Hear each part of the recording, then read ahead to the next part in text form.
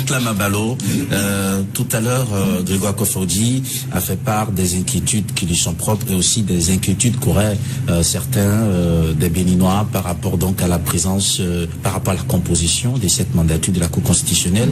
Est-ce que vous, personnellement, en tant que politique, vous avez des inquiétudes? Si oui, lesquelles? Alors, je vous remercie pour l'opportunité que vous nous donnez de nous exprimer à l'Union sociale libérale. Je vais d'abord faire constater que l'intervention du député Aladati m'a fait personnellement sourire. Sourire simplement parce que il parle peut-être de choses qu'on ne peut pas vérifier. Je vais vous donner quelques exemples très rapidement. Lorsqu'on parle de la composition de la Cour constitutionnelle, constatez que le chef de l'État a la possibilité de désigner 3 membres et l'Assemblée nationale la possibilité d'en désigner 4.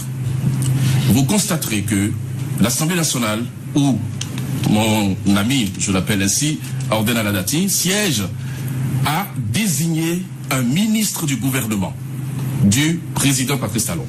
Et donc, sur le plan numérique, le président Patrice Talon a 4 représentants directement au niveau de la Cour constitutionnelle. Ou indirectement. Non, directement. Non, directement. Parce qu'en cas de vote, il n'a pas désigné. Non, en cas de vote, vous allez constater que directement, on a 4 avec le président de la République et 3 autres. Mais les 3 autres dont on parle, c'est qui?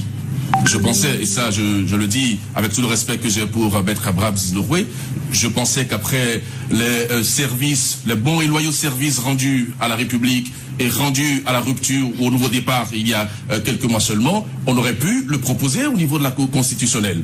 Mais bon, il a quand même reçu un lot de consolation qui est son épouse. Son épouse est représentée au niveau de la Cour constitutionnelle. Et donc vous constaterez que là encore, ce sont des pro-talons qui y sont. Je prends le cas du magistrat Razak Hamouda, par exemple, qui est proche de l'Alliance pour un Bénin triomphant de Abdoulaye Biotchane. Ça, c'est des choses qu'il faut dire. Et je prends d'autres personnes qui sont très proches du pouvoir. Lorsque vous faites le point, vous vous rendez compte que les 7 membres de la Cour constitutionnelle sont pro-talons. Pour nous, c'est totalement clair. Donc, c'est faux de penser que, en fait, on fait un débat de personnes. Sur cette composition, nous avons un petit problème. Première chose. Deuxième chose, vous constaterez que sur les 5 hauts juristes que nous avons au niveau de la Cour constitutionnelle, mais il n'y a pas un seul constitutionnaliste. Mais nous parlons de la Cour constitutionnelle. La matière sur laquelle les gens vont travailler, c'est bien la Constitution.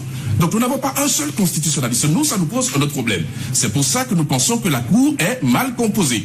Et le troisième point, qui est aussi important, vous allez remarquer que depuis que nous avons des mandatures de Cour constitutionnelle, mais c'est pratiquement, sauf la 3e mandature, c'est pratiquement la première fois que vous n'avez pas au sein des conseillers des pères fondateurs de la Constitution, c'est-à-dire que les membres de la Commission constitutionnelle, ceux qui ont rédigé au départ la Constitution. Pourquoi c'est important? C'est important parce que lorsque les uns et les autres sont appelés à interpréter la Constitution, il est important des fois de repartir à l'esprit même de la Constitution, la rédaction des articles.